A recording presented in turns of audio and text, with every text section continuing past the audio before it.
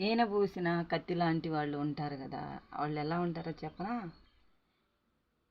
వీడియోలు తీసుకుంటున్నా కదండి, ఆ వీడియోలు మా అత్తగారికి తెలియదో ఏమో, ఒకవేళ తెలియదో తెలుసో చూస్తుందో లేదా, కానీ ఒకళ్ళు మాత్రం ఆ వీడియోల్ని ఫోన్ తీసుకొచ్చి, వాళ్ళతో కూడా కాదండి ఆ ఫోను, వేరే వాళ్ళ ఫోన్లో తీసుకొచ్చి ఆ వీడియో ఇదిగో మీ కాల్లో ఇదిగో వీడియోలు ఇలా చేస్తుందని అత్తగారికి చూపిస్తుందంటే ఆ మనిషిని ఏమనుకోవాలండి?